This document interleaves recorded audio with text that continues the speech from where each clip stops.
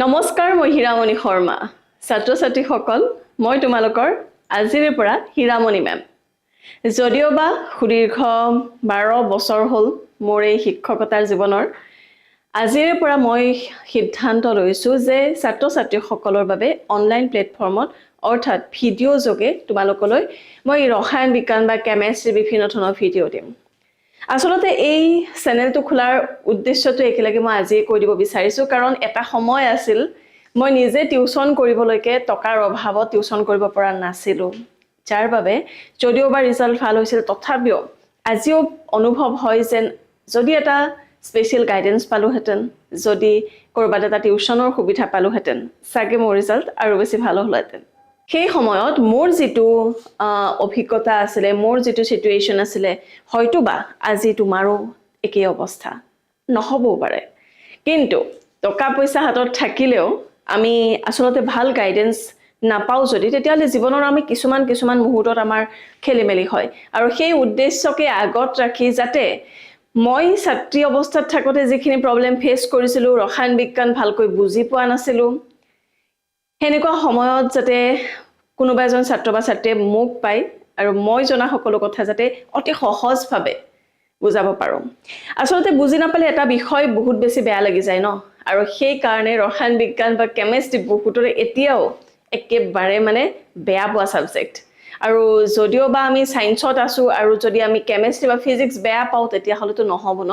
যতে যি পঢ়া কেমিষ্ট্ৰিক এৰি পেলাই একোটো নহব হেহে বলা আজিৰে পৰা আৰম্ভ কৰো এই ৰসায়ন বিজ্ঞানৰ এই যাত্ৰা তুমি যদি ক্লাস 11ত পঢ়া তেতিয়া হলে মই তোমালোকৰ গাইড বা নিজৰ বাইদেউ বুলি ভাবিব পাৰা তোমাৰ শিক্ষাগুৰু বুলি ভাবিব পাৰা যি বুলি ভাবিব পাৰা আৰু যদি তুমি ক্লাস 12ত আছা তেতিয়া হলে তোমাৰ বোৰ্ড এক্সামলৈকে মাত্ৰ 10 মাহ বাকি আছে আৰু এই কেটা দিনতে আমি ৰসায়ন বিজ্ঞান বিভাগটোত কেনেকৈ আমি 100% আমি টাৰ্গেট কৰিম কাৰণ ৰসায়ন বিজ্ঞান এনেকুৱা এটা সাবজেক্ট যত আপোনাৰ তোমাৰ লাইফ সেভিং সাবজেক্ট বুলি ক'লেও ভুল নহব 100% আমি টাৰ্গেট কৰিম আৰু কিমানখিনি পাও আমি হেতু আমাৰ কষ্টৰ ওপৰত নিৰ্ভৰ কৰিব কিন্তু সঠিক দিশ দেখুৱাবৰ বাবে মই তোমালোকৰ লগত আছো হীৰামণি শৰ্মা মেম ওকে তো আজিৰ পৰা এই চেনেলটি যেটো দেখিছা তোমালোকে আৰু এই চেনেলটি সদায় তোমালোকৰ লগত থাকিব হীৰামণি মেম তোমালোকৰ এন্ড মোমেন্টলৈকে থাকিব তেন্তে বলা ৰসায়ন বিজ্ঞানৰ ক্লাস 11 হক ক্লাস 12 হক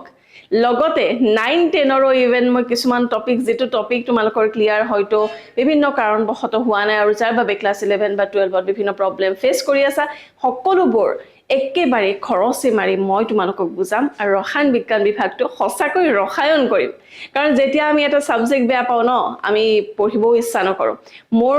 এনেকুৱা হৈছিল যে ৰসায়ন বিজ্ঞান মই বহুত বেয়া পাইছিলো আৰু সেইখিনি সময়ত কেমিষ্ট্ৰি পঢ়ি থাকাতে মই ভাবিছিলো যে কোনেবা অসমীয়াত নামটো দিলে ৰসায়ন ৰখেই নাইছোন কাৰণ মই সেইখিনি সময়ত বুজি পোৱা নাছিলো কিন্তু আজি মই যদি কও মোৰ ফেভাৰিট সাবজেক্ট কেমিষ্ট্ৰি অৰ্থাৎ ৰসায়ন বিজ্ঞান ৰহ আছে কেৱল আমি বিচাৰি উলিয়াব লাগিব তেন্তে বলা আজিৰে পৰা এই যাত্ৰাত তোমালোকে মোৰ লগত থাকিবা মই তোমালোকৰ লগত থাকিম আৰু এই যাত্ৰাটো খুব ধুনিয়া কৰিম তোমালোকে ৰেডি নে যদি ৰেডি তেতিয়া হলে জনাবা কমেন্টত আৰু অসমীয়াত সকলো বস্তু আমি বিশ্লেষণ কৰিম যেহেতু আমি অসমীয়া ব্যাকগ্ৰাউণ্ডৰ মানুহ অসমীয়াত আমাক কোনোবাই বুজাই দিলে আমি বস্তুবোৰ বেছি সহজে আমি বুজিব সক্ষম হও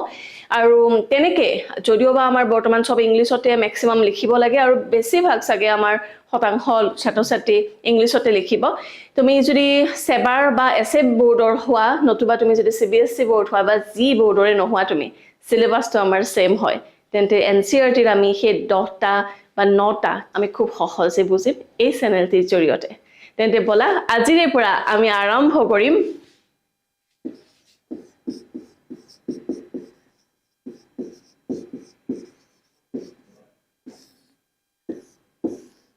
কেমিষ্ট্ৰি অৰ্থাৎ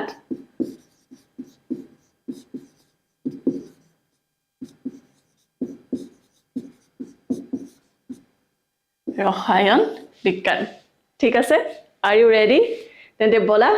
let's get started